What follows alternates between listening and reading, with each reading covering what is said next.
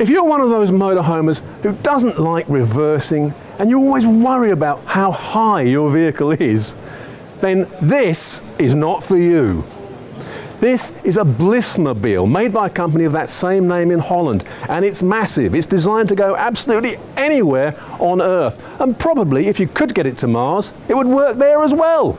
I don't know if they sell diesel on Mars though. Let's have a look inside. Oh, blimey, what they need is an electric step. Now then, inside this van, it's not as big as you might think. It's big enough for what? Well, there's a two-berth bed up here, so I suppose it's designed for two people. It's very nice, very nice. Here we have a shower, and if I close the door, it's very substantial indeed. Outside, oh no, here, I forgot about this bit. There's the loo. And then we've got all the things you'd expect to find in a conventional motorhome. Oh, well maybe not all the things. This is an expedition vehicle and you need a lot of fizzy orange drinks. Got the sink here, we've got a nice electric induction hob. I think, was that ceramic? One or the other. Coffee machine, of course, because you're going to need it when you're driving through the desert and trying to keep awake desperately. Touch of sophistication here. Lots of light coming in from up above. And here's the seating area. There's plenty of room here for more than two people. Obviously, 6 or even 8 people here. It's very, very comfortable. Great views out of the windows, and I think these are very, very secure, because if you do venture out into the wide, wide world, you just don't know what might happen, do you? These are the sorts of places where you would go.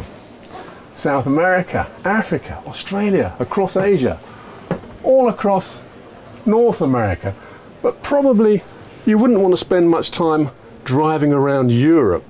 This is really not designed for parking in cities. Let's talk to a man who knows all about the vehicle because he helps to build them.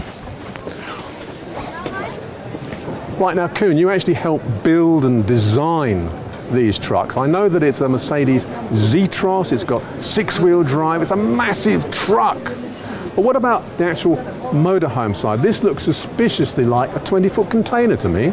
Yes, that's correct. In fact, it is a 20-foot container, exactly, only it's designed differently. So we use a rigid body frame, which makes a rigid structure, and in that way not flexible. The side walls are obviously insulated, but this gives you the benefit that the chassis from the truck can still flex and the body remains sturdy. That's why we don't get cracks in the side.